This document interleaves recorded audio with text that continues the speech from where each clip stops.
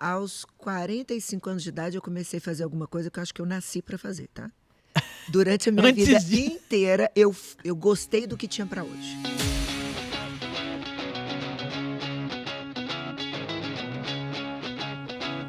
As pessoas têm todo dia a oportunidade de aprender para não sofrer. Aprender com o sofrimento do outro, e elas não fazem isso. Por que a gente precisa de líderes? Já parou para pensar nisso? A Érica, que é a convidada de hoje, trouxe uma reflexão pra gente. Educar é limitar, sim. É repreender, sim. É fazer a pessoa fazer aquilo que ela não quer fazer para obter aquilo que é o certo fazer. Pois é. O papo de hoje foi sobre liderança. E a gente falou também sobre uma coisa que, se você acompanha o Quinto Dia Útil, já viu que essa temporada tá cheio de insights sobre, que é o interesse genuíno. A Érica, ela foi Miss Sacoleira aos 15 anos e chegou no auge da sua carreira como diretora Consumer Nacional da TIM. Eu fiz isso apesar disso, ou eu não fiz isso por causa disso. Hoje ela é CEO da Alegria Telecom, ela é palestrante, escritora de livros, escreveu um livro Gente Feliz Não Enche o Saco e sentou hoje aqui no nosso podcast para contar um pouquinho sobre a experiência dela e também sobre todo esse conhecimento de liderança. A Érica diz pra gente que é melhor desenvolver pessoas do que empurrar pessoas e a gente acredita muito nisso. E é por isso que essa conversa aconteceu e a gente tá entregando ela para você. E você já reparou que eu tô num ambiente novo aqui, né? Esse cenário, esse auditório bonito aqui foi cedido pelo Centro Universitário Unimax, em uma parceria junto com a Carreira. Se você quer continuar se desenvolvendo, então, conheça o portfólio de cursos da Unimax, porque aqui o seu futuro é na prática. Bora lá pro episódio, então? Érica Linhares, seja muito bem-vinda ao Quinto Dia Útil. Eu que agradeço aí a honra, é uma honra estar aqui com vocês. Que dia gostoso, né? Quinto Dia Útil. Para mim que trabalho com comércio é o melhor dia. Eu fico rezando para esse dia chegar. Porque é onde todo mundo consome. Todo mundo bota o dinheiro de novo para circular. Cartão libera o crédito, as pessoas recebem o dinheiro, a economia começa a girar. Exatamente. Tem muito disso, né? Porque a empresa às vezes antecipa, faz outros esquemas de pagamento, mas a grande maioria ainda se divide assim, né? De ter Até de ter a data de virar o cartão, né? Porque daí... precisa liberar o crédito. Paga dia 15, se vira o crédito dia 5, né? Pois é, cara. O meu vira por esses dias. Aí zero tudo de novo. Pois é. Érica, de onde você é? Eu sou mineira. Mineira. De que lugar? Interior, Sete Lagoas. Sete Lagoas. Famosa essa cidade. Pois é, nasceu Zacarias, né? Pois é, eu tenho alguma coisa, Sabia né? por causa disso? Não, eu já ouvi Sete Lagoas, tem outra. É aquela cantora. Nossa, agora se eu esqueci o nome dela, vai ser triste. Sertaneja, vamos, me ajuda. É a Paula Fernandes. Paula Eu adoro Fernandes. ela, hein, gente? É porque pessoa com 47 anos esquece o nome até da filha. Se deixar. Paula Fernandes é de lá também. De Sete Lagoas também. Caramba, que legal, cara. Minas é terra, tem música boa, tem comida boa. A melhor comida que tem. Vocês estavam preocupados se eu ia comer os chocolates? Mas mineiro é guloso. Né? Mineiro se reúne na mesa, ele gosta de comer. Tudo é um bom motivo para sentar na mesa e comer. É verdade. Coisa boa, né? E receita é o que não falta, né? Isso, mulher sotaque também. O Karnal leu o seu livro mesmo? A gente vai ter que perguntar para ela. Eu vi no seu Instagram, quando eu bati o olho, eu falei, caraca, eu vou ter que perguntar pra ela. Eu fui fazer uma postagem junto, eu fui fazer uma palestra junto com ele. E o Karnal é uma pessoa, eu brinco que todos nós somos seres influenciáveis. E o Karnal é uma pessoa que me influenciou muito ao longo da minha carreira. Sim. E antigo, ele dava palestra, eu fui numa fui na Casa do Saber, onde ele ia muito, eram 10, 15 pessoas, era o Karnal. Então... E aí eu falei com ele que muito do meu livro, ele ia se enxergar ali, que ele tinha me influenciado na vida muito positivamente. Legal. E uma das pessoas que escrevem a introdução do meu livro, o prefácio do meu livro, é o Pedrinho Salomão, que é um dos grandes amigos dele. E aí ele fez até aquela foto brincando com o Pedrinho. Olha só, ganhei, você tá por todos os lugares. Espero que ele tenha lido. Legal. Não, eu vi no Instagram, inclusive sigam também a Érica lá no Instagram. É a Érica Linhares, né, com K. Isso, E lá a Érica Linhares com K. Exatamente. Lá tem a foto do Karnal. Eu falei, não posso perder essa, porque... E quando você falou na casa do saber, já tava assim, na casa do Karnal, né? Já tava... Mas na casa do saber. Que isso. Você sabe que o quadrado mágico da filosofia, né? Lembra o quadrado mágico do futebol? É Karnal, Clóvis, Cortella e o Pondé. O Pondé. Esses caras fizeram uma parada que eu acho muito louca. Eles pegaram algo complexo e conseguiram tornar palatáveis. Agora, a população consegue consumir determinados conteúdos de filosofia, porque se você fosse a fonte, muitas vezes fala, cara, o que esse cara quis dizer com isso? Peraí, o Clóvis Denis, né? Peraí que eu vou explicar pra você. Esse cara quis dizer o seguinte, meu pai uma vez me ensinou que pra trás... Ele falou, esse cara disse exatamente isso. Falou, pô, que legal. A condição que a gente tem de transformar coisas complexas em algo simples, parece que o simples é bobo, fácil, mas não é. É bem difícil. Muito. Você liderou muitas pessoas, e eu acho que o grande lance é como que eu pego uma grande ideia e o conselho me trouxe um mega objetivo, e como que eu coloco isso dentro de um processo ou dentro de formas para que as pessoas entendam e falam, entendi, é para lá. Eu acho que você passou por isso também na tua... O tempo todo. E eu acho que foi isso que me fez chegar onde eu cheguei. Porque eu sou pedagoga. Pedagoga é a arte de educar, de transferir conhecimento, de ter paciência de transferir. E de ter um interesse genuíno que o outro entenda o que você está falando. Não só falar por falar. Né? Porque se você for pensar esses 4 aí, eles poderiam lacrar, falando coisas altamente difíceis, intelectuais. Que a academia faz isso. E eles iam estar lá no limbo, mas eles não iam influenciar ninguém. Eles não iam deixar legado. Então, a dificuldade das pessoas está em como é que eu transmito o conhecimento e faço com que o outro me compreenda. A grande maioria não tem paciência para isso. Ela quer simplesmente falar.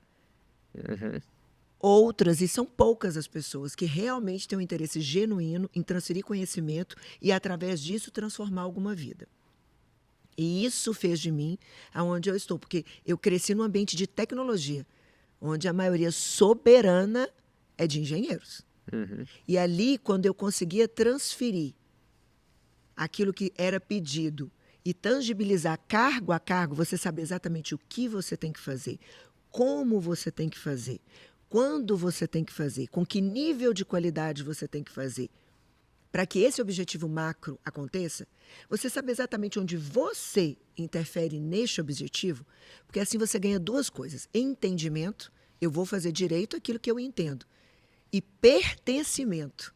Essa empresa precisa de mim para chegar. Eu faço parte disso daqui. Tá no seu sangue? Por que você caiu em pedagogia assim? Você falou assim, cara, nasci para ser ou o meio te induziu? Aos 45 anos de idade, eu comecei a fazer alguma coisa que eu acho que eu nasci para fazer, tá? Durante a minha vida inteira, eu gostei do que tinha para hoje. As coisas iam apresentando na minha vida e eu era grata àquilo que eu tinha conquistado naquele momento e fazia. A minha vida começa lá, vocês acho que vocês sabem um pouco, a minha vida no trabalho, né? Eu existindo nesse mundo com consciência, começa aos 15 anos de idade. Até aí, eu era Miss da cidade, meu pai tinha muitas posses, então eu tinha uma visão de mundo muito distorcida do que era o mundo de responsabilidades. Eu não tinha essa visão. Eu respirava, vivia glamourosamente e pronto. Depois que meu pai faliu, eu comecei a entender que a gente controla muito pouca coisa nessa vida. Muito pouca. Então, várias vezes a vida vai apresentar coisas que não são suas escolhas. E aí as pessoas resistem. E elas não aceitam. E elas debatem.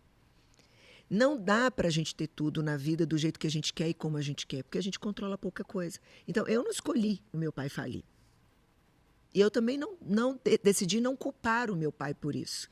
Já tinha uma dor suficiente. Nem eu, nem meus irmãos, nem minha mãe. E aí meu pai ele foi lá para refazer a vida dele. E automaticamente eu refiz a minha história através disso. Então aí eu virei sacoleira. Eu quis ser sacoleira, eu sonhei, que vontade de ser sacoleira, isso não aconteceu. Nunca aconteceu.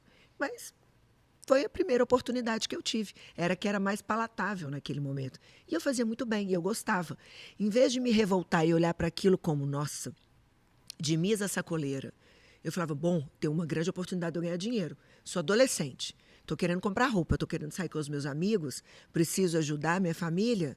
Olha aqui, essa é uma oportunidade boa.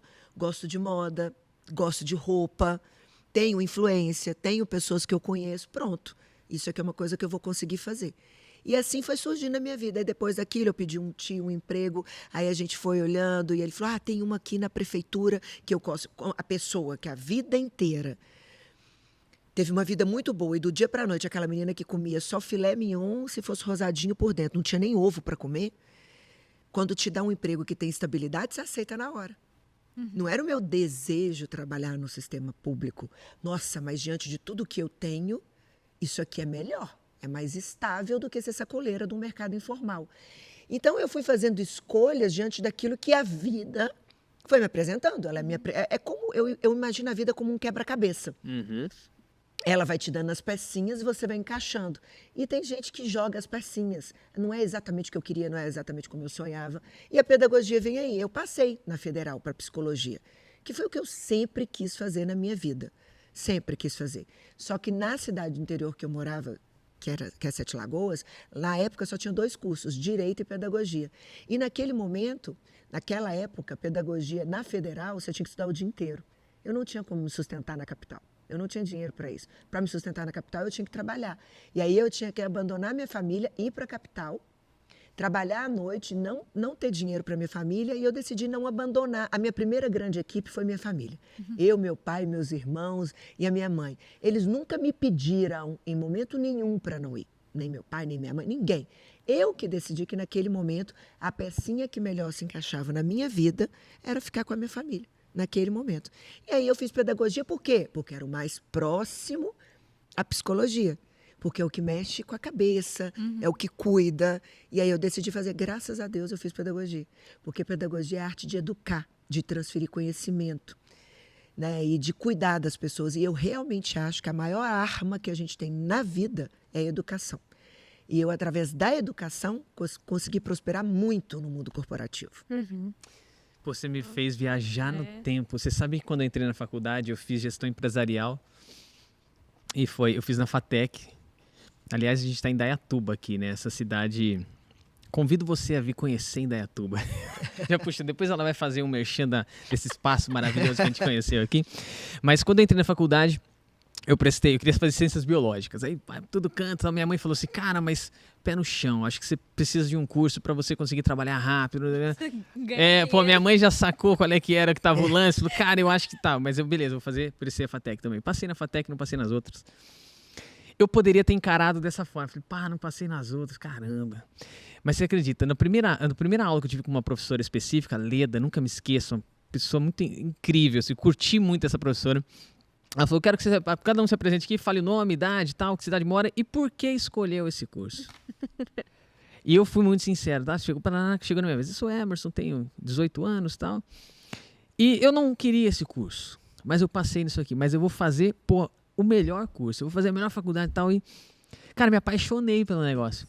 E você tem uma parada que depois da caminhada a gente vai entendendo o que é isso. É de entender que tem muita coisa boa em tudo.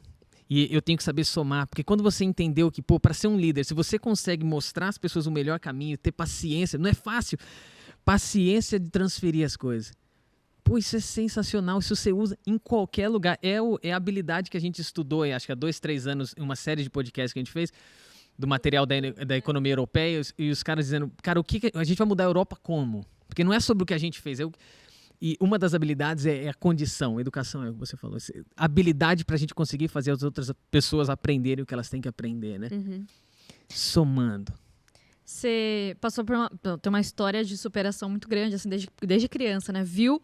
Não que você passou tão ativamente por aquela situação da falência, porque eu acho que imagino que seus pais devem ter, né, pôr uma barra com o filho e tal. Mas você assistiu tudo aquilo e você viu como é que foi o sofrimento e tal. Tem muitos escritores, filósofos, empresários que também têm uma história de superação e que vem com uma raiz de sofrimento, né? De dor. Você acha que o sofrimento é uma das ferramentas que alavanca a gente na vida? Assim? Muito.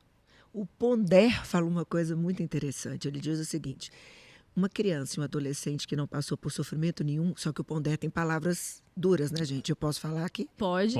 Aí ele fala assim, mas você acha que essa criança vai ser o quê no futuro? Ele, babaca. Por isso que o limite é a maior prova de amor. Não é necessário o pai falir, ter uma grande tragédia para que uma pessoa se transforme em uma coisa melhor ou pior. Tem um poder transformador, uma tragédia. Não necessariamente sempre para melhor. Ela também pode transformar no vítima da história, numa pessoa que vai contar uma história triste através da tragédia. Outros vão pegar aquela tragédia e vão contar. Você tem uma frase que é, eu fiz isso apesar disso, ou eu não fiz isso por causa disso. Eu não me formei porque meu pai faliu, eu não consegui ser ninguém lá atrás porque lá atrás caiu minha vida inteira, foi muito difícil. Ou, por causa disso, eu comecei a trabalhar cedo e cheguei onde eu cheguei. Por causa disso, eu aprendi a vida como ela é. Então, é muito a maneira como você sente a tragédia. Ela pode te impulsionar, mas ela também pode te afundar. Agora, se você tem uma vida que nada acontece, que ninguém te limita, que realmente ninguém te dá educação no sentido da palavra. Educar é limitar, sim. É repreender, sim. É fazer a pessoa fazer aquilo que ela não quer fazer para obter aquilo que é o certo fazer. Provavelmente você vai ser muito mais estragado do que aqueles que a vida ensinou. A felicidade bestializa, o sofrimento humaniza as pessoas. Mas você também disse algo, e a gente stalkeia pra caramba, que você nem sempre precisa sofrer pra fazer essa virada. E aí eu acho que tem virtude também. Porque, cara, em determinados momentos, a gente tem tanto conhecimento, tem tantas possibilidades, fala, presta atenção nisso aqui, não deixa quebrar pra acontecer isso. Não, se antecipa. É óbvio que não é fácil, a gente é muito sensitivo, né? A gente precisa experimentar as coisas para tomar uma decisão. Mas eu concordo, e eu não sei onde eu li sobre isso, a gente foi buscar tanta coisa, né? Mas eu sei que você disse, não precisa passar por esse momento para você ter uma noção de que você pode transformar, né? Ou você falou do Pondé, ele tem uma fala, né? Que nada como uma casa com 5 filhos e um único banheiro, né? Para ensinar Era minha. pro ser humano. Era minha. Mas olha, isso daí eu falo muito na palestra. As pessoas têm todo dia a oportunidade de aprender para não sofrer. Aprender com o sofrimento do outro. E elas não fazem isso. Por uma coisa chamada vaidade. O ser humano tem muita dificuldade de aprender com o outro. E aí ele sofre. Mas não é porque ele quer viver a vida dele. É porque ele é vaidoso. É porque a gente se sente todo mundo um ser único. E somos. Mas as situações se repetem. As coisas acontecem, os ciclos se renovam. Se você parar um pouquinho para prestar atenção, ninguém é tão inteligente que não tenha nada a aprender. E ninguém é tão ignorante que não tenha nada a ensinar. Se você, com uma forma muito cuidadosa, cautelosa e carinhosa, abre o teu ouvido para o que a pessoa está falando e genuinamente deixa aquilo que você julga ser coerente te transformar, te transforma. Mas poucas pessoas usam o conhecimento como um poder transformador. Muitas vezes eu dou a palestra e eu tenho certeza absoluta que a grande maioria vai ver aquilo como um grande filme e não vai usar em nada aquilo para a vida. E provavelmente vai passar por todas as dores que eu tentei fazer com que as pessoas não passassem. Porque a beleza está em eu passar por algo e tentar evitar você passar. Por isso que a gente transfere conhecimento. Por isso que os humanos são mais inteligentes. Porque a gente consegue se comunicar. Os bichos se comunicam muito pouco, eles não se comunicam racionalmente. A gente consegue fazer isso, então eu consigo transferir para você algo para te deixar grandão. Poucos conseguem crescer com o sofrimento do outro. Muitos têm que sofrer para crescer. Sim. A gente olha para um livro hoje e parece algo óbvio, né? Mas é uma puta invenção. Porque alguém um dia falou assim, vamos fazer uma coletânea de registro? Talvez começa numa parede e alguém dizer assim, ó, esse bicho come esse cara. Então fique esperto quando você vê esse bicho. É um ensinamento, certo? Tá lá. Isso. Vamos aumentar isso numa quantia de coisas, né? Deixa eu te fazer uma pergunta. Tua primeira equipe foi a família. Dá para formar famílias no trabalho? Esse jargão tipo Felipão, a família escolar no futebol, ou o que o Tite tentou fazer. Você acredita na família profissional também? Eu mais que acredito, eu sou convicta nisso. Tem uma máxima péssima. Eu fui muito julgada durante o meu trabalho inteiro, porque eles falavam assim, a Érica é de poucos, a Érica só trabalha com os amigos dela. E eu sempre falei com eles assim, eu nunca conheci essas pessoas antes da TIM. Eles se transformaram em meus amigos. Agora são meus amigos mesmo. Qual é o grande medo das empresas? A partir do momento que você virou amiga de alguém, como é que você vai administrar esse alguém? Como é que você vai fazer para gerenciar esse alguém? E é mais difícil mesmo, porque envolve sentimento, você fica menos frio. Essa é uma perda. Tem toda a razão. Tem uma perda ali. Mas a quantidade de ganhos que eles não assimilam. O ambiente fica um ambiente agradável. O ambiente passa a não ser tóxico, as pessoas se conhecem, as pessoas se gostam. O outro, as pessoas transferem conhecimento, a competitividade diminui ali dentro. As pessoas começam a se ajudar, a colaborar. Ninguém faz nada sozinho nessa vida. Se eu cheguei onde eu cheguei, é graças à minha mãe, é graças ao meu pai, aos meus irmãos, às babás que cuidaram da minha filha, que me deixaram em paz, para ter paz para fazer aquilo. Muitas vezes deixavam os filhos em casa para cuidar da minha. ao meu marido, que tolerou todas as minhas impaciências quando eu não batia as minhas metas, ao RH que me ajudava, ao cara do marketing que me ajudava, ao chefe que me apoiava, a minha equipe que trabalhava. Você não faz nada sozinho. Se esse ambiente é um ambiente onde se cria amizade, se cria laços, esse ambiente é o máximo. O que a empresa tem que conquistar não é competitividade entre colaboradores, é a confiança, é o respeito e a lealdade. Se você tem esse tripé, as pessoas confiam umas nas outras, respeitam e são leais, isso vira uma máquina. E aí elas ficam mais tolerantes. Então, se um dia a Érica, que é uma pessoa falha, que vai ter seus chiliques, que vai ter seu dia de fúria, gritar, e for uma chefe tóxica, porque eu digo, ninguém é nada, todo mundo está. Você não é um anjo de candura. Uma hora eu vou ser tóxico a alguém, como alguém já me fez mal. Ali tem a amizade. A amizade tem amor. Aí tem a tolerância, o respeito. Vai pensar, tá vendo? A Érica está num dia ruim. Se não tem isso por trás, ela vai pensar, a Érica é opressora, e vai esquecer de tudo que eu fiz. A Érica é opressora, a Érica é assim. E é por isso que muitas vezes as empresas falam, nossa, as pessoas me trocam por R$100, por R$200. Óbvio, você não criou laço. Você não criou afetividade. Então, eles pensam só na parte ruim, que realmente você tem que ter muita maturidade para fazer gestão de amigo. Mas tem um ganho, 90% de ganho, que eles não elevam. Eu acho que temos sim, passamos a maior parte do tempo trabalhando, que você faça bons amigos. Eu tenho ótimos amigos. Já demitiu algum amigo? Gente, já. E aí não vira amigo mais. Perde ali. Caminho sem volta. Onde é que faltou E aí a depois maturidade? resgata. Ou será que nunca foi uma amizade? Como é que você lê uma situação como essa? Olha, essa situação foi complexa, é uma situação real, que está aí hoje, parece situação de novela. E hoje essa pessoa está no meu lugar. Olha se não é uma situação de novela.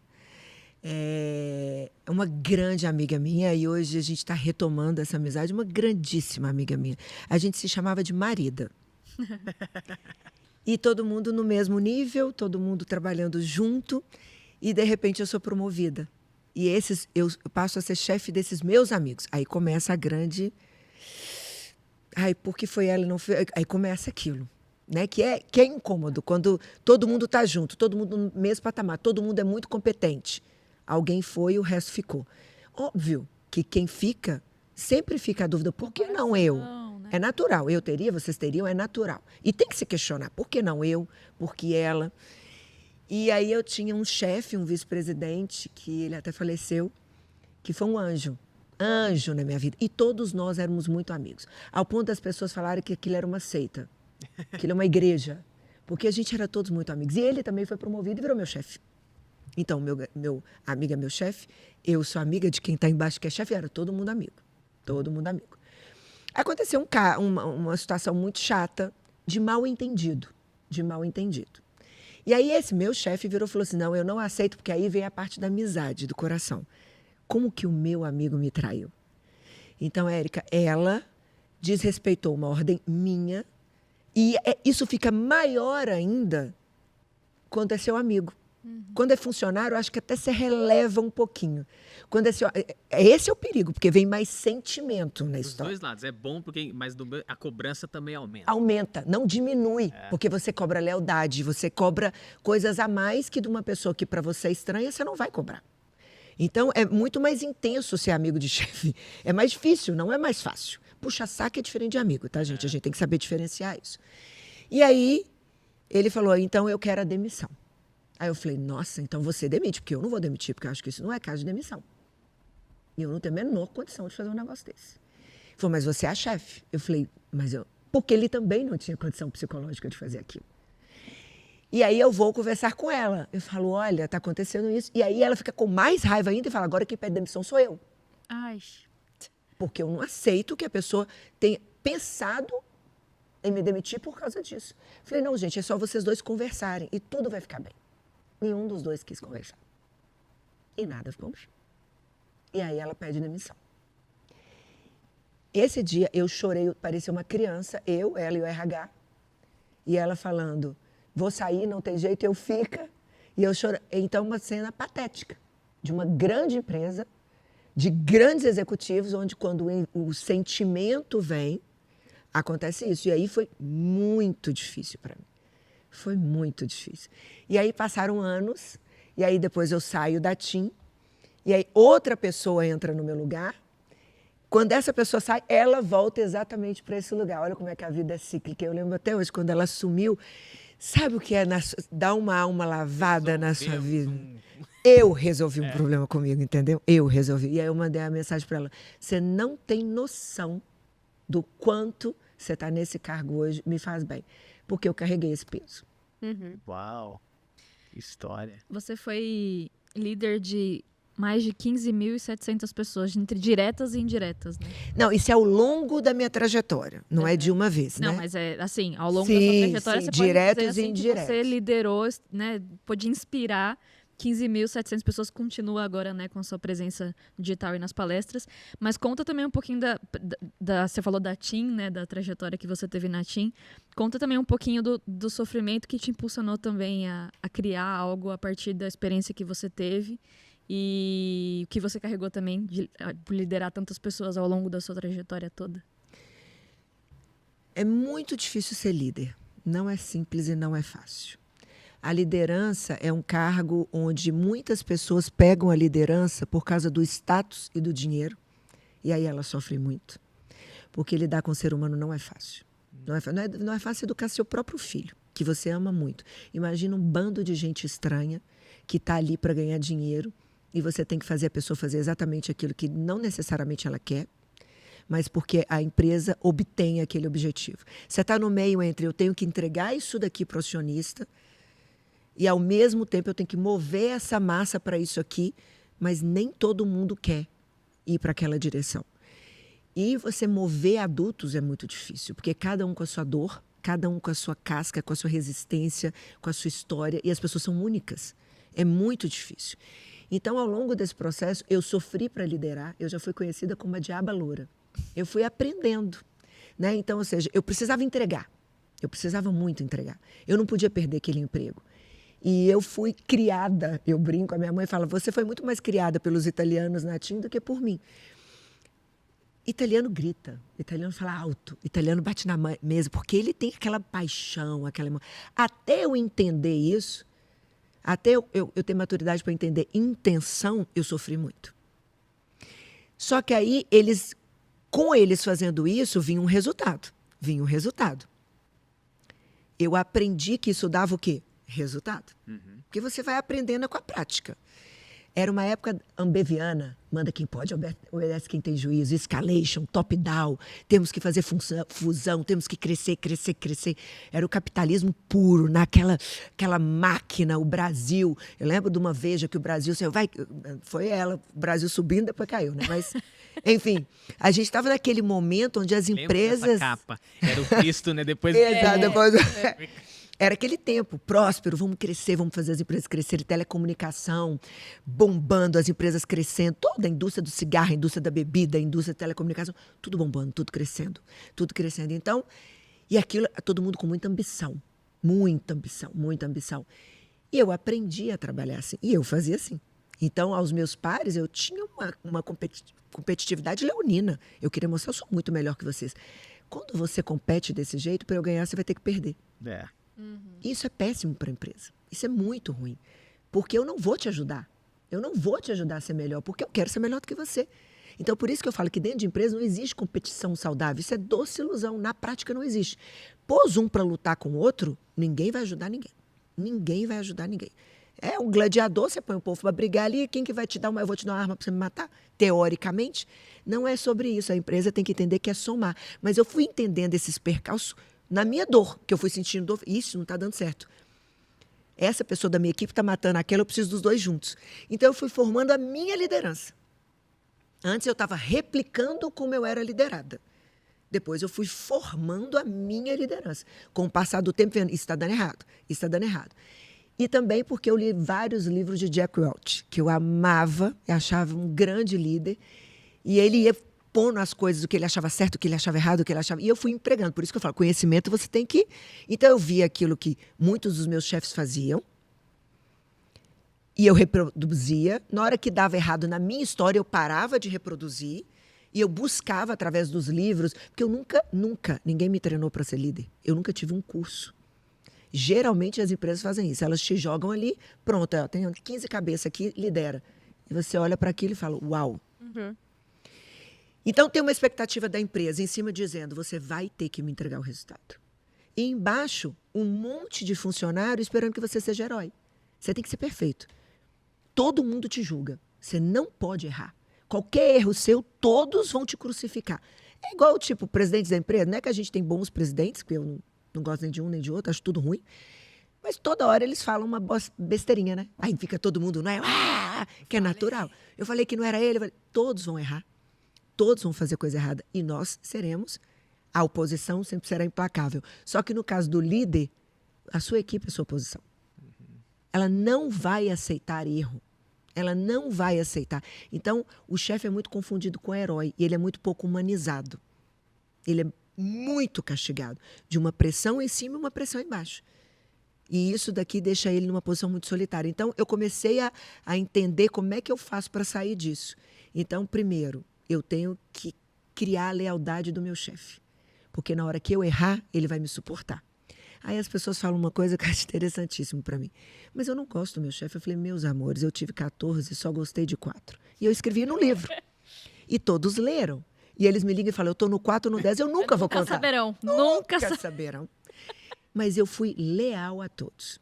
Eu tenho um caso, se eu puder contar, que ele é icônico na minha vida. Eu tive um que ele era bem mal comigo. Eu não tenho coragem de contar as coisas que ele fazia. Ele era terrível, terrível. Só que ele foi o meu inimigo mais leal. Olha que coisa louca. Ele falava, eu não gosto de você. E eu não consigo te demitir porque você é high potential na empresa. Mas eu vou dar um jeito. Eu não gosto de você. Então, eu já sabia que ele não gostava de mim. E eu também era super leal para ele. Eu também não te suporto. Não te suporto. Só que eu sempre entreguei todos os objetivos para ele. Todos. Sem exceção. Porque eu era leal. É isso que tem para fazer, é isso que tem para fazer. E principalmente porque eu sabia que o meu trabalho fala sobre mim, não sobre ele. A partir do momento que eu deixo de entregar, que eu não faço aquilo, a premissa que ele conta, a narrativa dele está correta. E a minha está errada. E aí eu comecei a vender mais e ele aumentava mais minha meta. E eu vendia mais. E ele aumentava mais. A minha equipe sofria muito com isso, porque eu morava aqui em São Paulo nessa época. E eu ia e falava, agora a gente tem que inventar um outro canal. Agora a gente tem que inventar um outro jeito. E a gente foi indo. Ele me transformou no monstro que eu sou hoje. O meu pior inimigo. Porque ele exigiu tanto de mim. Ele exigiu tanto de mim.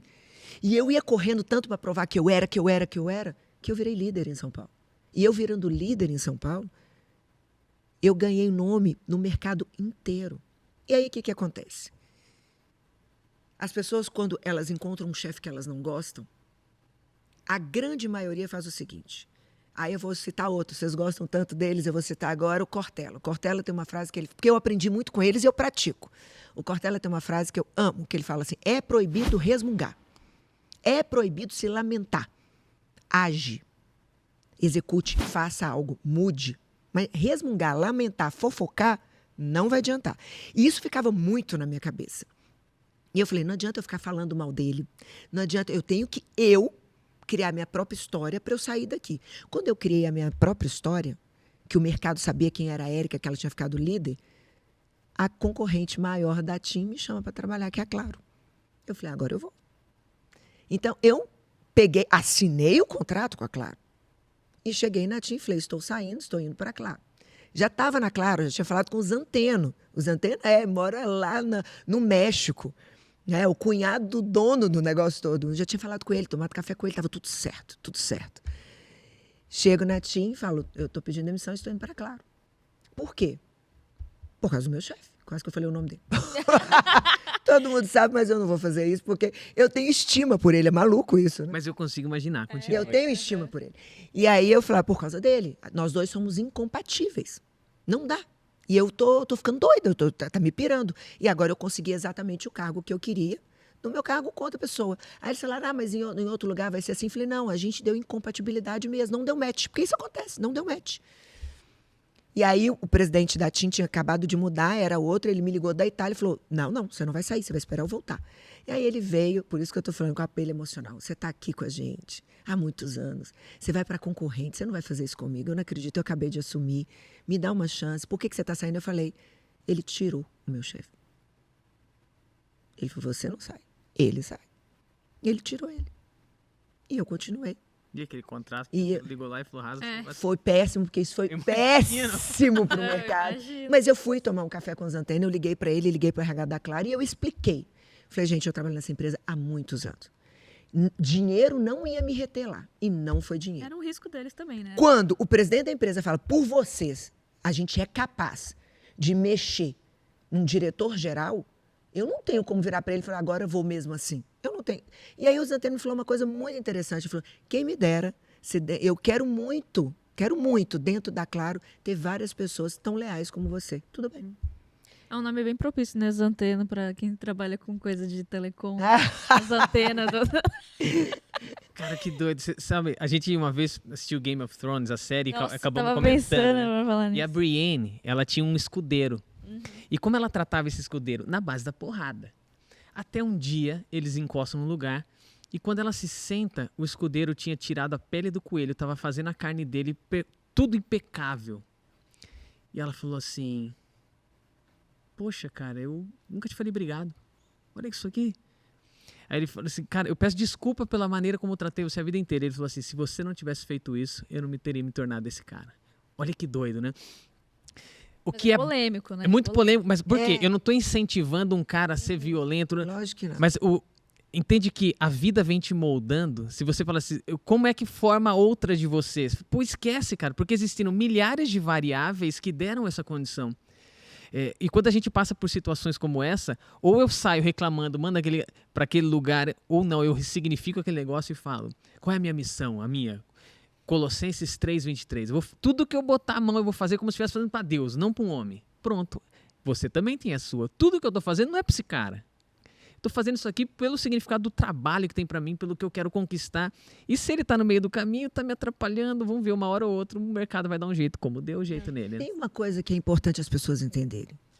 A opressão geralmente tira das pessoas o que elas têm de pior, não o de melhor. E os líderes precisam entender. Poucos você vai conseguir tirar dele o que ele tem de melhor, porque ele vai para a luta. Uhum. Você vai atacar ele, ele vai para a luta. É um gato, Ele vai. E aí você vai você vai ter um guerreiro gigante. Mas a maioria você vai destruir. A grande maioria você vai destruir. Do lado de quem está sem, então, eu não indico a nenhum líder trabalhar com opressão. Eu já fiz isso. Você ganha 2, 3 e destrói 100. Não faz sentido isso. Não faz sentido. Não é. E não é saudável nem para quem pratica. Você ficar oprimindo, gritando, isso também é ruim para quem faz. Então, é um ambiente péssimo, tóxico, que a gente passa a maior parte do tempo trabalhando. Não indico. Para quem sofre, eu digo o seguinte. Resmungar, não vai mudar em nada.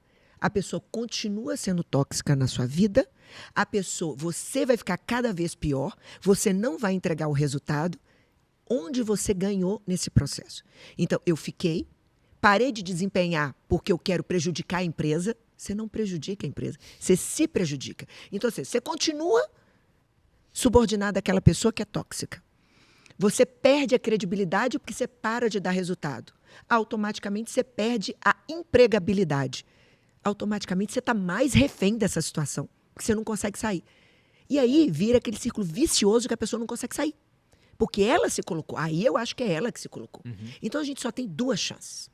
Tá? Ou eu fico, mas fico desempenhando muito bem até eu conseguir outro emprego, ou eu saio e dou um all-in porque eu não estou aguentando aquela pressão. Érica, quando eu falo isso, sempre as pessoas falam, mas não é tão simples assim. Se eu sair dessa empresa, eu não consigo trabalhar mais em lugar nenhum, vou ficar desempregado. Eu falei, bom, aí é a empresa que tem que pensar se quer ficar com você. Porque se você é um cara que vai sair daquela empresa e ninguém mais te quer trabalhando, tem alguma coisa errada com você. E aí talvez você esteja pondo tudo no seu chefe. Talvez você tenha tirado a paciência dele mesmo. Você é uma pessoa sem empregabilidade. Então você tem que começar a pensar, como é que eu faço para ter empregabilidade, para não precisar tolerar isso? A pior opção é ficar, resmungar, fofocar e tentar boicotar a empresa. Essa é a pior saída. Tem um livro polêmico, falando em polêmicas, o livro chama 48 Leis do Poder, do Robert Greene, e é polêmico porque ele põe 48 leis, assim, que política ou politicamente correto, assim, vão fazer você alcançar o sucesso de alguma forma. E é muito engraçado que você estava pensando no Game of Thrones e eu estava pensando nisso, porque quando você lê esse livro, parece muito que para escrever o roteiro de Game of Thrones, muitas das coisas saíram dali, porque é um jogo de poder, né? A série inteira fala sobre jogo de poder. E as 2 primeiras leis têm coisas conectadas com aquilo que você falou, né? Então, uma é não ofusque o brilho do mestre, que tem... Você falou bem no comecinho da sua fala sobre a gente não...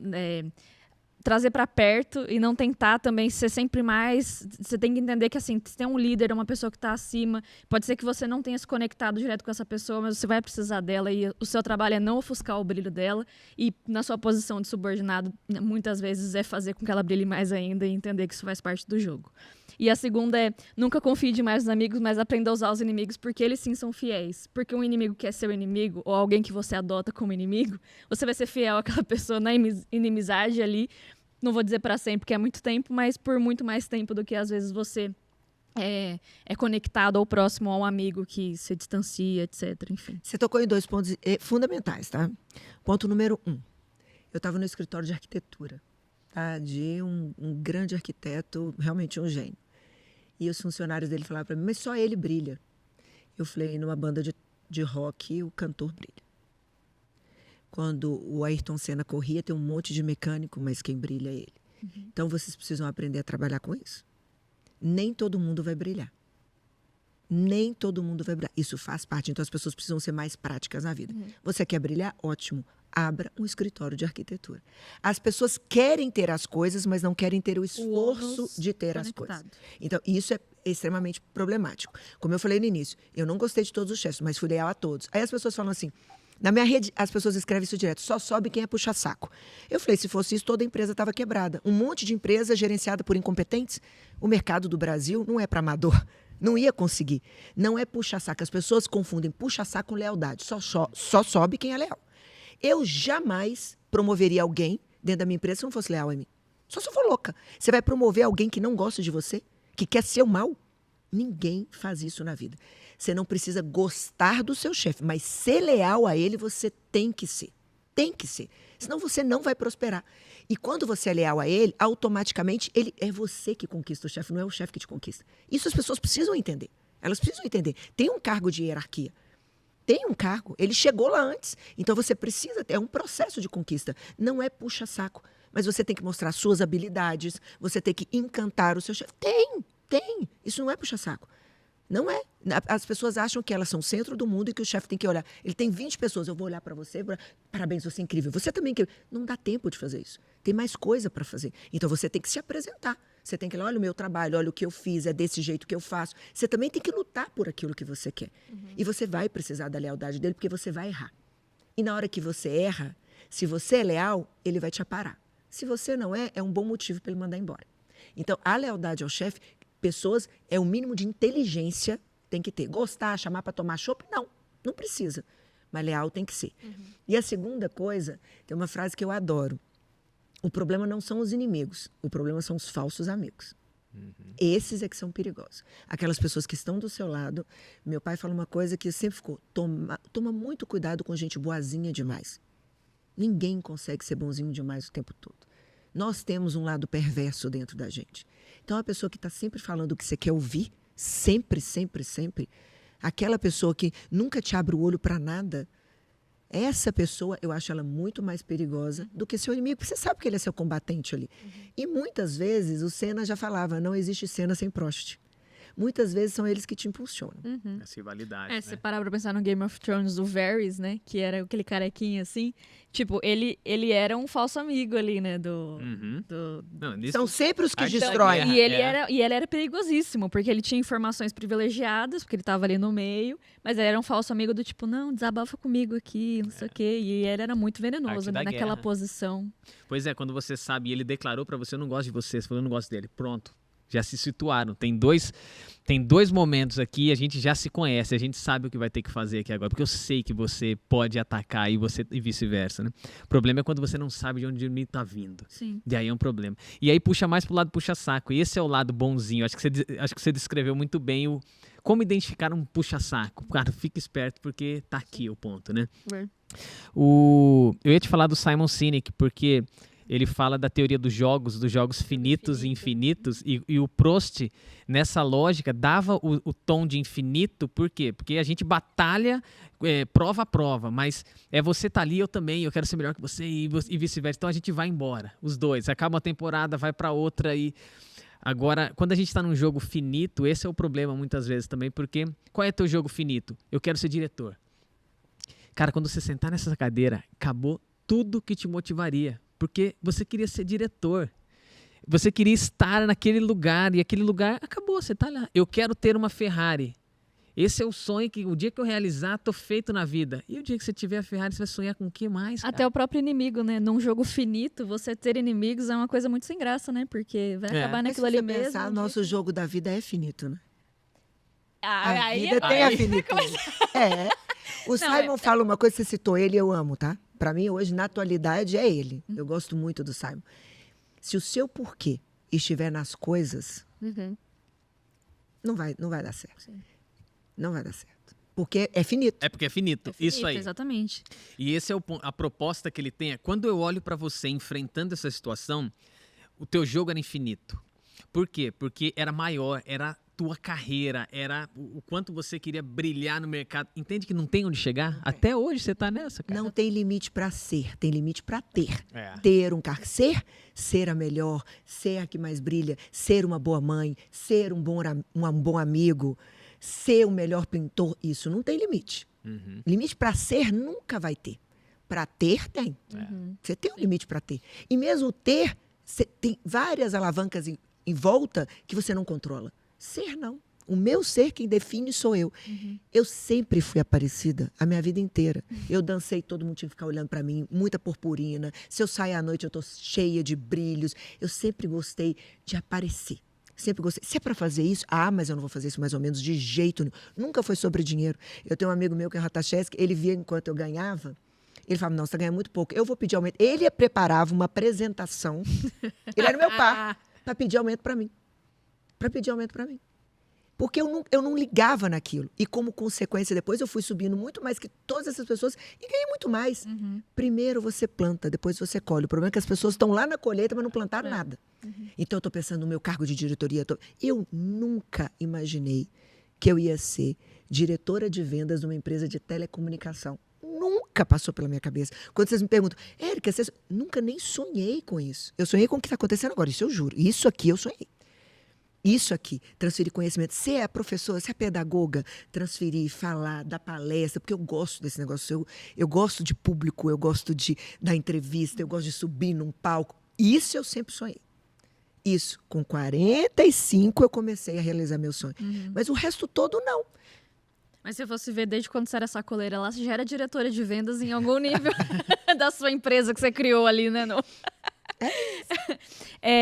a gente tem, enfim, a carreira tem muitos estudos, a gente já fez muitos levantamentos sobre isso, principalmente quando a gente estudou sobre o perfil do profissional de tecnologia, e a gente já tinha identificado já naquela época, acho que 2019, por aí 20, assim, que a juventude, assim, né, as novas gerações não querem cargos de liderança mais. E isso é analisado num público de tecnologia, mais extrapolado agora num público geral. Já tem muitos estudos aí, a gente já falou sobre isso aqui no podcast também, que os jovens não querem mais liderar. E uma das justificativas é porque eles olham pra gente e falam assim, eles não estão muito legal, né? Então, assim, estão cansados, sobrecarregados, olham para os pais que trabalharam a vida inteira, que às vezes conquistaram tão pouco, né? Assim, trabalharam muito e conquistaram tão pouco. Enfim, eu não quero participar dessa roda, não quero entrar nessa rodinha de rato aí, eu quero fazer diferente, não quero liderar. Como que você vê isso, assim? Você tem uma filha, na prática, né? tá? A sua filha com 16 anos em casa. Talvez ela mude a história. É porque essa geração que já está no trabalho, ela já está no trabalho. E ela está com 16, ela ainda vai para a faculdade, talvez aí já mude a história. Mas hoje, eu vivo isso na prática. Eu, diretora de vendas da TIM, abri uma oportunidade, nossa, tiro, porrada e bomba, cotovelada, eu quero, todo mundo indo, processo seletivo bombando ali, as pessoas entrando. Eu tinha uma dificuldade com mulheres, bem grande, depois é um capítulo à parte que a gente fala. O outro corta, eu fico 4 anos fora do mercado, dando palestra e tudo. Depois eu resolvo voltar com uma amiga minha, que tem uma empresa, eu resolvo voltar para a TIM, para ajudar aí um grande parceiro e tal. Falei, não, mas é importante para mim voltar. a fazer gestão, porque senão minha palestra não vai ficar atualizada. E eu não quero só teoria. Eu sempre fui uma pessoa que li muito, estudei muito, todos esses pensadores, todos, porque eu sou pedagoga, eu sou estudiosa, mas eu sempre gostei de praticar aquilo que eu lia para saber se, na real, aquilo funciona. Então, eu sou prática também. Eu falei, vamos voltar, vamos brincar de novo de gestão. Eu encontrei um outro universo. Eu tive que me transformar. Eu tive que ser uma outra líder. Eu brinco que tem várias Éricas como líder. Eu já me mudei muito como líder, muito. Hoje eu sou uma outra Érica como líder. Porque se eu não mudo, eu não sirvo mais para liderar, porque as pessoas estão com outra cabeça. Hoje eu tenho dificuldade de promover. Eu tenho cargo e as pessoas não querem. E sabe por que elas não querem ir? As pessoas estão tomando antipatia por gente. E isso está me entristecendo muito. Outro dia eu vi uma blusa, quanto mais eu conheço os animais, quanto mais eu conheço os humanos, mais eu gosto dos cachorros. Poxa, isso não é normal. Isso me entristece. Eu acho que a gente tem que lutar pelos animais, com certeza absoluta. Tem que lutar pela natureza, com certeza absoluta. Mas não proteger a nossa própria espécie, a gente não gostar da gente, somos falhos, sim. Agora, achar que a gente é terrível, que a gente é péssimo, não somos. É um percentual muito pouquinho da população que é psicopata, que é sociopata, que é realmente mal. O resto são seres humanos imperfeitos. Que estão tentando fazer que o seu melhor. Ali, e erram. Então vão ter chefes imperfeitos e funcionários imperfeitos. Está acabando a tolerância. Está acabando aquela coisa do não estou afim. Eles falam, mas deixa eu fazer o meu, Érica, eu não estou afim. Porque realmente ser líder tem uma sobrecarga emocional. Tem, porque eu vou ter que cuidar de você, de você, de você, de você. E vocês são diferentes. E vocês vão criar uma expectativa em mim gigantesca, fora a pressão que eu tenho. Então, ser líder é uma escolha. Que antes, um monte de gente escolhia, por que eu falei no início? Poder e dinheiro. Esses já não querem mais isso. Então, ou seja, se liderar pessoas já não me conquista, porque é chato. Gente é chata. E poder e dinheiro já não me atraem, um cargo que começa a ficar esvaziado. Porque é uma geração do ser e não do ter. Eu quero ser importante nessa empresa, eu quero que você me dê ouvidos. Agora, eu não quero ter um MBA, eu não quero ter uma casa, eu não quero ter um carro, eu quero andar de Uber. Não, vou estudar pouco, eu quero praticar mais, eu quero abrir minha própria empresa, eu vou montar uma startup, não virou moda? A pessoa na casa dele é uma startup. Então, aí fica muito mais complicado. Se você começa a se distanciar dos humanos, essas polarizações todas que existem, um é contra a natureza, outro é a favor. As pessoas são muito intolerantes. Eu sou vegano, você come carne, eu estou com ódio de você. Se você não come, eu também estou com ódio de você. Gente, eu como carne, você não come carne, tá tudo bem. Não, mas você está matando os animais. Você é cruel. Então, está tudo muito assim, a gente está muito nichado.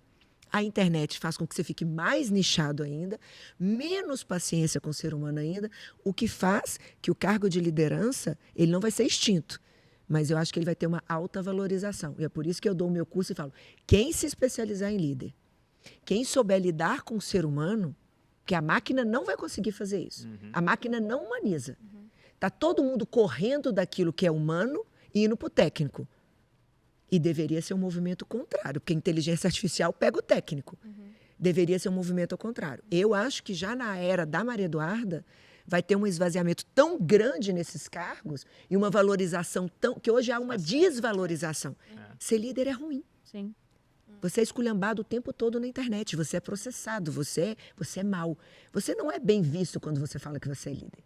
Você não é bem visto. É mais bonito você ser um funcionário que tem os seus direitos, as suas causas, os seus deveres. Você é o que está lá lutando. O outro não é, ele é sempre visto como vilão. Então, hoje não é legal ser líder, não é glamuroso ser líder e as pessoas não se atraem mais por dinheiro e poder. Aí há o esvaziamento. A gente trouxe um convidado aqui e você está no ponto para me responder isso, porque você é uma pedagoga e está nesse tema de liderança. E ele acredita em aprendizagem autodirigida. Ninguém precisa me ensinar nada. Eu aprendo sozinho. Ninguém precisa me dar nos comandos. Eu tenho a condição de fazer aquilo por conta própria. Por que eu quero dizer isso? Porque você tocou no ponto. Será que todos os seres humanos têm condição disso? Se sim, nós precisaríamos de líderes. Por que é que a gente precisa de líder? Será que isso funciona? Aí minha pergunta para facilitar, mas você entender o contexto é, por que é que se precisa de líder? Pelas habilidades comportamentais. A grande maioria da população mundial não é autônoma. ela realmente precisa ser controlada. Ela precisa que alguém diga, faça isso. As pessoas não querem fazer o que tem para fazer. Não é porque ela não tem intelecto para aprender. Eu concordo. A gente não precisaria. A parte técnica é o intelecto que você tem. Você não tem é a vontade. O que você não tem é a habilidade. Você não tem alta capacidade de resolução de problema. Você não tem a vontade de fazer as coisas.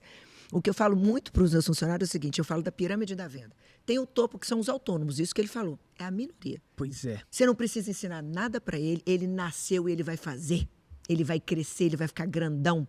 E esse daí, se você fizer a microgestão nele, ele sai.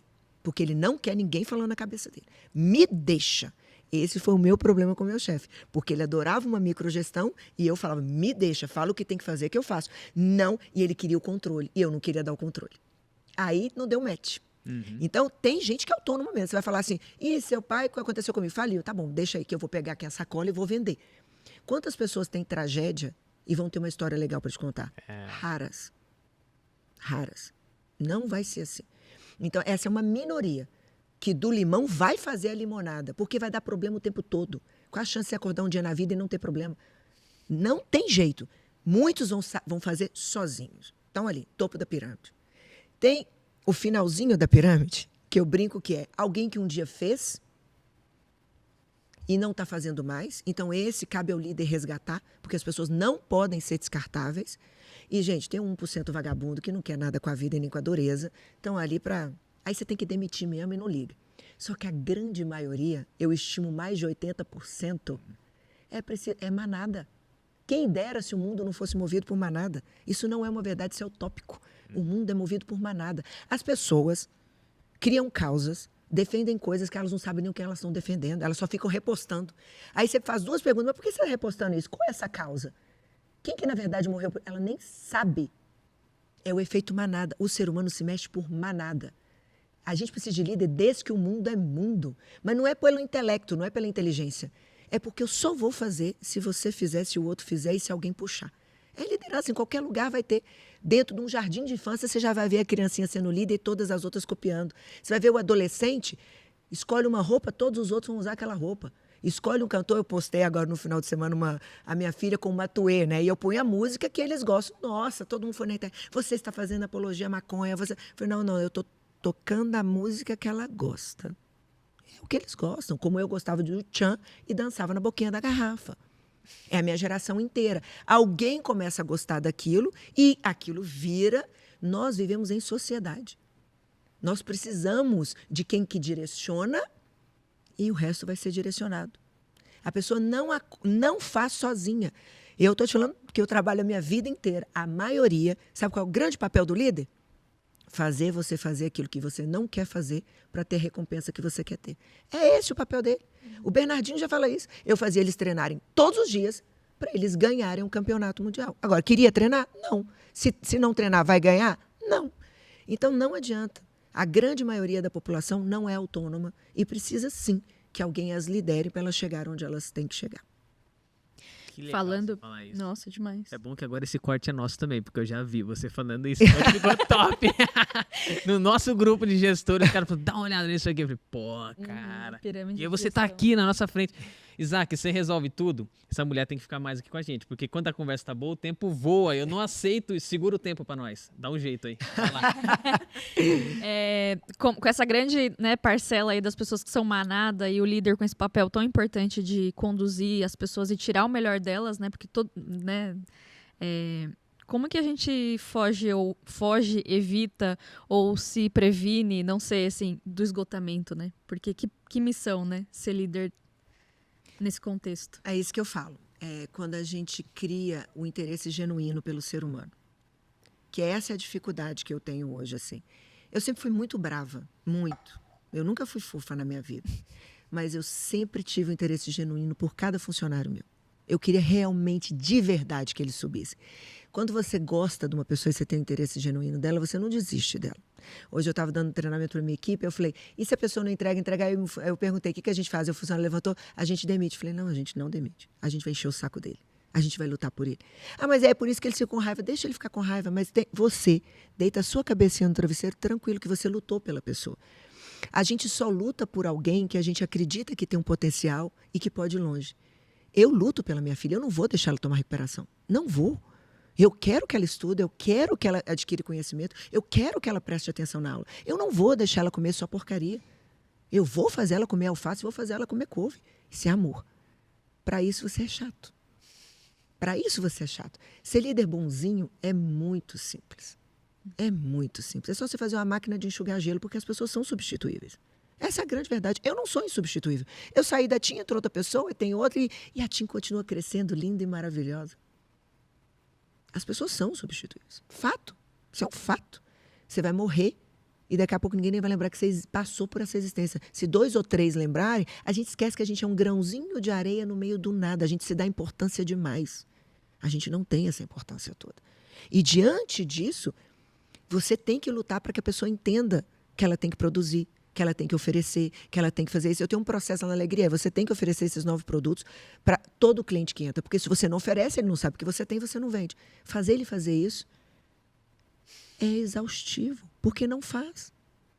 Porque todo dia você tem que falar. Porque não, e você vai me perguntar, por que ele não faz? Não sei.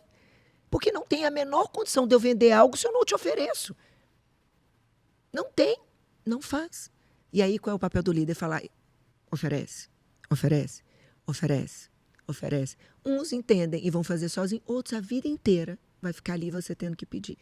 Então, para não ser exaustivo, você tem que encarar com uma coisa assim, eu estou desenvolvendo alguém e esse alguém está crescendo. O que me fazia ficar muito feliz? Eu ver aquele povo todo crescendo. Hoje, quando eu olho para a TIM, a maioria que estava ali comigo são diretores. A Graciela é diretora do Centro-Oeste. O Daniel é diretor do call center. O Fábio assumiu a diretoria de vendas da TIM, do Headquarter. Se você vai pensar todos eles, o Cadu hoje é presidente de uma das maiores empresas de agendamento do mundo. Aí você vai pegar, nossa, o Alci hoje trabalha no Vale do Silício, no Facebook. Isso, querendo ou não, é um egocentrismo, é uma coisa, mas você fala assim, ai, olha que coisa linda, olha isso. Quando você encara liderança como um poder transformador, não é exaustivo, não é cansativo. Como você encara como tem que fazer isso para tirar resultado dela, aí é exaustivo e cansativo. O burnout vem de eu te usar para um resultado e você saber que eu estou te usando para um resultado. Os dois ficam chateados. Você sabendo que você é uma peça na minha mão e eu te transformando numa peça na minha mão. Então, eu não tenho interesse por você. Então, eu não pego a grande delícia da gestão, que é saborear e estar feliz quando você crescer. Se eu ficar feliz só com as minhas vitórias, eu vou ficar muito pouco feliz. Se eu ficar feliz com as histórias das pessoas que eu, de alguma forma, ajudei, aí eu vou entender o poder transformador da gestão e eu não vou ter burnout. Uhum. E a outra pessoa vai entender que eu tenho um interesse genuíno nela e vai entender toda vez que a Érica me chama a atenção, toda vez que a Érica fica doida e bate na mesa, porque eu fico... E eu tenho os negocinhos, não é possível que vocês não estão escutando. A pessoa vai entender, é o jeito. Ela gosta de mim. Ela está fazendo isso, mas ela gosta de mim. E aí eu vou tentando modelar, eu peço, ai gente, desculpa, é hormônio demais, eu não sei como é que eu vou fazer, eu fui criada assim. E eu sei que é uma desculpa, eu sei que eu não deveria fazer, mas eu sou humana, eu não sou perfeita. E aí no outro não dói, porque ele entende o seguinte, cara, a Érica, quando eu precisar dela, ela está ali.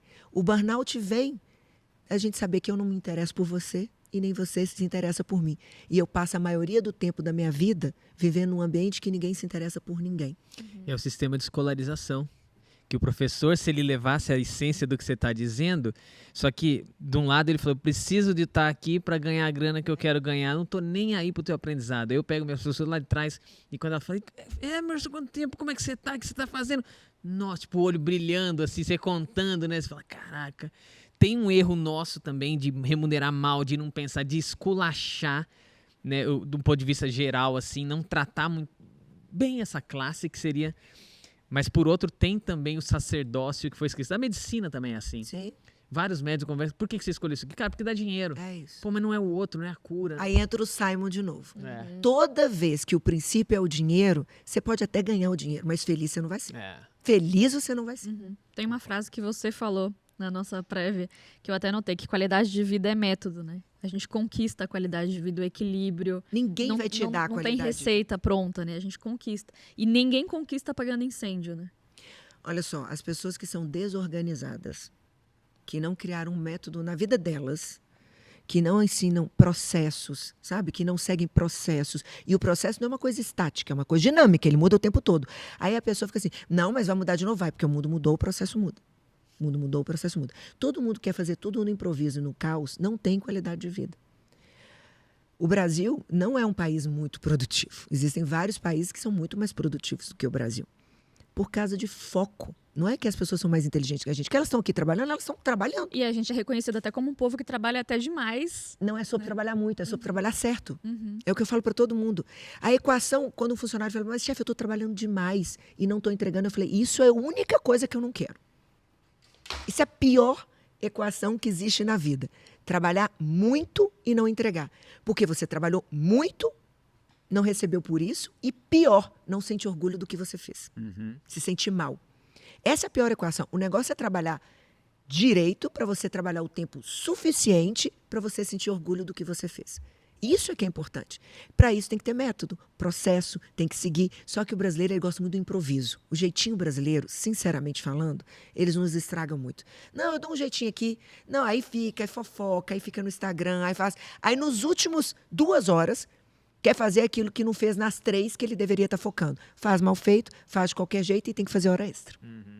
Então, método, processo, organização faz você ter qualidade de vida. Uma outra coisa que faz você ter qualidade de vida é você saber ter conversas difíceis. Quem só tem conversa fácil, tem vida difícil. Não tem jeito. É que eu tenho que dar uma... É que é meu gestor, entendeu? Aqui a gente divide a bancada, mas... Tem que saber ter conversa difícil. Tem que saber pôr limite. Por exemplo, muitas pessoas reclamam do chefe. Eu dou mentoria para muitas pessoas. E eu não estou falando, gente, eu estou falando de vice-presidente com presidente. De pessoas do nível muito alto, que já são gestores de gestores de gestores. A primeira pergunta que eu falo, você já falou isso para ele? A grande maioria nunca falou. Como é que uma pessoa pode melhorar se ela não sabe onde ela está errando? Mas sabe, não sabe. Porque eu posso fazer uma coisa com você e você nem ligar, e com ele liga. As interações são únicas. Você vai ter filhos gêmeos, um dia você vai acordar e vai falar, todo mundo sai daqui. Um vai falar, mamãe não gosta de mim. O outro vai falar, mamãe tá nervosa, vou fazer um café da manhã para ela. É a mesma mãe, o mesmo grito, gêmeos. As pessoas têm interações diferentes, só que a gente não fala. A gente prefere fofocar do que ter conversa difícil. A gente prefere desabafar do que resolver. Não resolve. Não resolve. Então você tem que aprender a fazer acordos para você ter qualidade de vida. Mulheres, principalmente. Porque as mulheres, a gente tem um defeito grave. A gente se orgulha de dizer, mulher faz tudo. Mulher é multitarefa. Homem só consegue fazer uma coisa de cada vez. Com isso, eles são beneficiados. E nós não. Porque a gente pensa o seguinte, homem não sabe cuidar da casa, homem não sabe cuidar da criança, homem não sabe cuidar, homem sabe fazer isso tudo. Qual é o acordo que você está fazendo? Se os dois querem sair para o mercado de trabalho, vai ter que ter acordo. Eu vou dar mamadeira uma noite, a outra é sua. Mas aí eu não vou conseguir. Mas eu também não vou conseguir. Eu vou arrumar a casa, no outro você arruma. Eu vou passar, no outro você passa. Tem que ter acordos para isso, tem que ter conversas difíceis. As pessoas não querem ter conversas difíceis. Se você só tem conversa fácil na sua vida, você tem vida muito difícil. Com o chefe é a mesma coisa. Se o chefe está fazendo alguma coisa com você, até que página você vai deixar ele ir? Senta, conversa. Olha, eu não gosto disso. Olha, não dá para fazer isso. Olha, não pode. Natinha, uma vez eu estava numa reunião de orçamento. E como naquela época eu era a única mulher que estava no board, a gente estava decidindo o orçamento do outro ano. E aí eu tinha que ir numa reunião escolar da Maria Eduarda. E aí tinha atrasado muito, era uma reunião que era para começar às 9, ela tinha começado às 11, às 5 não acabou. Aí eu levantei e falei assim, gente, eu vou ter que sair. Todos eles olharam para mim e falaram assim, como assim sair? Essa é a reunião mais importante praticamente do ano. Eu falei, eu vou ter que sair. Por quê? Reunião escolar da minha filha. Todos os homens pasmam olhando para mim. Não, nós estamos falando de milhões, falando de muito dinheiro, de uma das maiores empresas desse país, você vai sair para uma reunião escolar, manda alguém. Eu falei, não tenho que mandar. O pai dela mora em São Paulo e eu não posso mandar uma babá numa reunião escolar. Isso não dá para terceirizar. E aí eles olharam para mim com aquela cara do tipo, eu sou uma pessoa que não deveria estar ali. Olha a ingenuidade dela acabar com uma reunião desse. Eu olhei para aquilo e falei, gente, olha, vamos fazer uma pesquisa aqui. Por isso que é muito bom o meio acadêmico. Aí eu falei, sua esposa trabalha? Sua esposa trabalha? A maioria, a esposa não trabalhava e outra a esposa trabalha. Eu brinquei com eles o seguinte, para vocês que a esposa trabalha, você não sabe nem como é que a roupa chega no seu corpo. Você não sabe como é que a comida chegou no seu prato. Você não sabe quem vai na escola do seu filho. E é por isso que você está aqui nessa reunião muito tranquilo, porque tem alguém fazendo por você. Só que ela está fazendo jornada dupla, igual a mim. Você já imaginou o quanto que é desleal a nossa competitividade? Do outro lado, eu falei, vocês que a sua esposa trabalha. Se você não trabalha, se você está onde você está, é graças a ela. E eu espero que você saiba retribuir isso. Porque você só está aqui tranquilo porque tem alguém alimentando o seu filho, cuidando do seu filho, indo para a escola do seu filho, organizando a sua casa, fazendo tudo para que a sua mente esteja aqui. No meu caso, eu não tenho ninguém para fazer isso para mim. Como é que a gente faz? Na mesma hora, o meu chefe falou, acabou a reunião. Imagina, era isso que eu ia repetir para as senhoras. A reunião tem todas as condições de parar agora. Eu tô ligando agora para minha esposa, inclusive, para agradecer. Mas foi isso. Eu recebi um buquê de flor. No outro dia, eu recebi um buquê de flor. E esse diretor financeiro, que é lindo, que eu amo, de pastor, falou assim, você recebeu um e a minha esposa também. Muito obrigada. Eu poderia ter ficado calada, não ter ido na reunião e ter ficado revoltada. A revolta não leva ninguém a lugar nenhum. Revoltada. Olha esses homens machistas, tóxicos, que não entendem. Eles não entendem mesmo. E sabe por que eles não entendem? Porque eles não vivem. Não tem como eu entender algo que eu não vivo. Então, eu preciso educar. Por isso que eu acho que eu poder transformar. A gente não vai conseguir mudar ninguém com guerra e com luta. Só com a educação e com a conversa. E nessa situação também você poderia ter dito assim, essa reunião tá atrasada, você poderia ter botado também Vamos botar fogo, culpa. uma culpa no negócio, Começou 2 horas botado fogo atrasado. no... eu só tô tendo que sair agora porque vocês atrasaram, porque que geralmente também seria um outro caminho pelo qual a gente apelaria, recorreria. Érica, né? essa conversa nossa sendo um bálsamo, mas você soltou uma bota que agora a gente vai precisar soltar a segunda. Conhece isso? Porque é basicamente assim, o cara mora embaixo, tem um apartamento em cima, ele sempre que o cara chega, o cara solta uma bota e o cara não consegue dormir enquanto a segunda não vem. A segunda é, você falou que tem dificuldade com mulheres, que história é essa? Pois é, eu sempre tive dificuldade de promover mulheres. E aí as pessoas falam assim, o mundo das empresas, né, o capitalismo, ele é machista. Ele é, tá, gente? Eu não estou dizendo que ele é. Tanto que a maioria das empresas ganham... no cargo que eu estava, eu ganhava menos que o meu chefe antigo que estava nesse cargo ganhava. Isso acontece. Tem que ter... Saiu a lei, mas isso ainda não acontece. Tem muito machismo. Eu não estou dizendo que não tem. Tem. Mas eu quero responsabilizar as mulheres também. Eu, como mulher, me responsabilizar. Aonde eu não tenho gestão sobre o outro. Eu tenho gestão sobre mim. Então, a vida inteira eu sempre passo. O que eu posso fazer para mudar essa situação? Eu não posso garantir para as mulheres que eu posso tirar o machismo dos homens. Porque ele é estrutural. E eu acho que isso vai demorar muitos anos. Muitos anos. Mas o que a gente pode fazer para mudar isso? Qual era a minha grande dificuldade? Eu abria uma seleção. Mulher tem 2 problemas. Quando eu abro um cargo de seleção, não vinha mulher se candidatando, só homem. Numa empresa, você precisa se candidatar. Eu não posso abrir um cargo, se você não se candidata, como é que eu te promovo? Você nem se candidatou, então você está me dizendo que você não está apto àquilo. E eu tenho que entrevistar quem se candidatou e vai sair daquele funil. E as mulheres não se candidatavam, e aquilo me incomodava. E eu comecei a tentar entender. A primeira coisa que eu entendi, quando você está no auge da sua carreira, que é dos 25 aos 35 anos, é exatamente a hora que você está no auge da sua capacidade produtiva e fértil.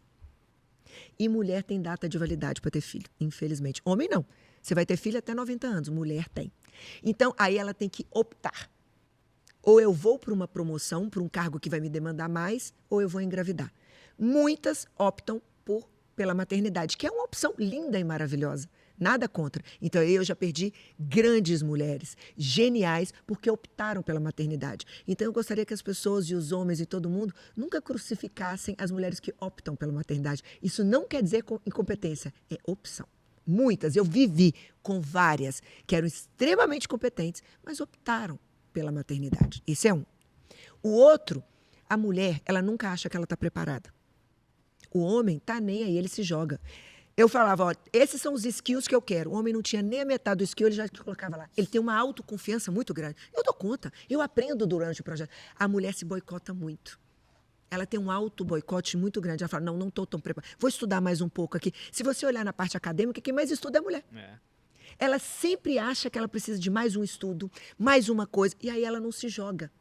Essa insegurança faz também ela se candidatar menos. Então, eu sempre falo com a mulher, Aquelas que escolheram a maternidade, é lindo. Sintam muito orgulho disso. Não tem problema nenhum. E não é incompetência escolher a maternidade.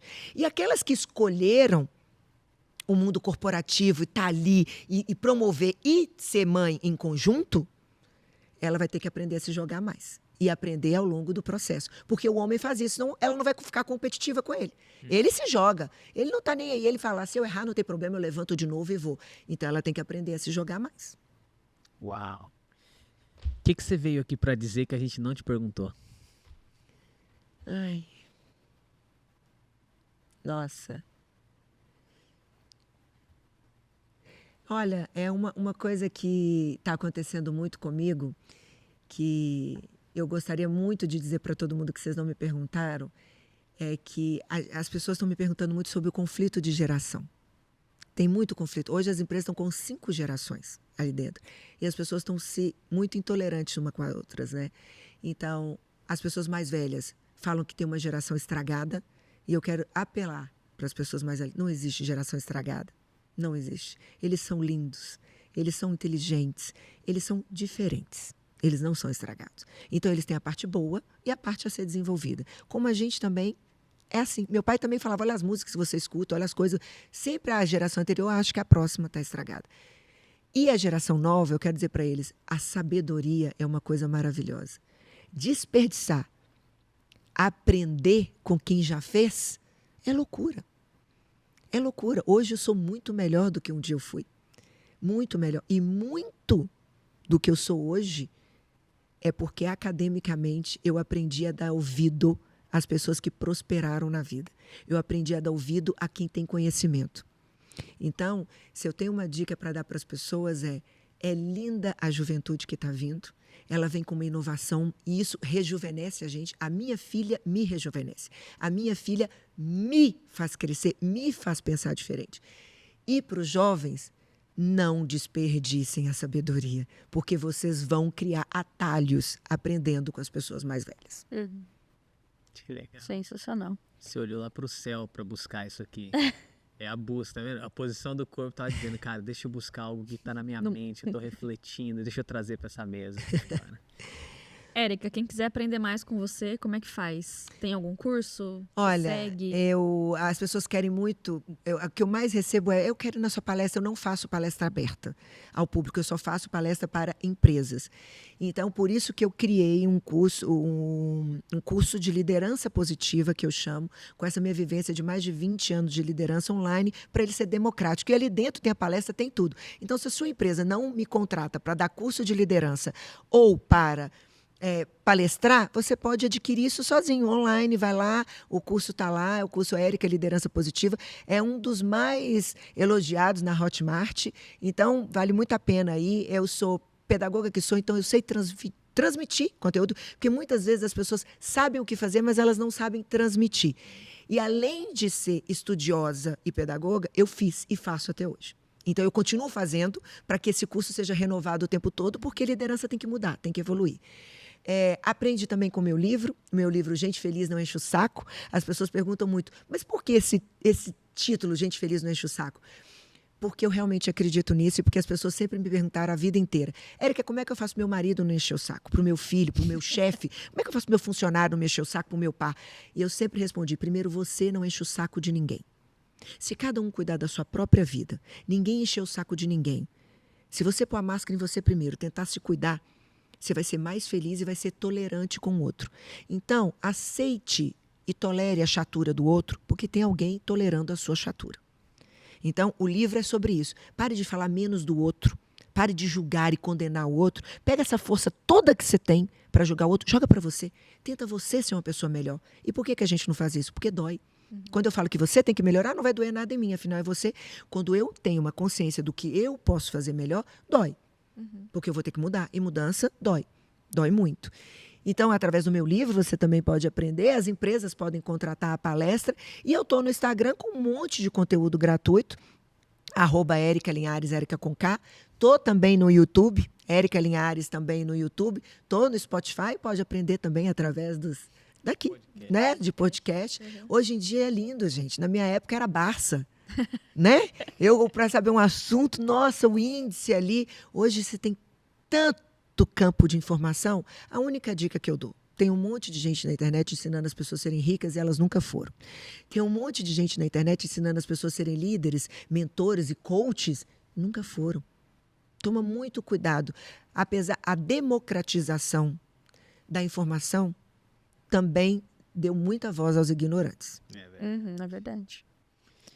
Então, essa foi a Érica Linhares. Muito obrigado por você ter cedido o teu tempo pra gente, para nos ensinar. Você não tem ideia o quanto aqui eu fiquei... Uau, cara, quanta coisa boa. Obrigado, viu?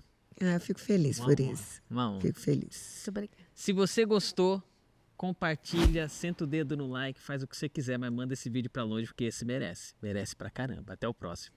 Tchau.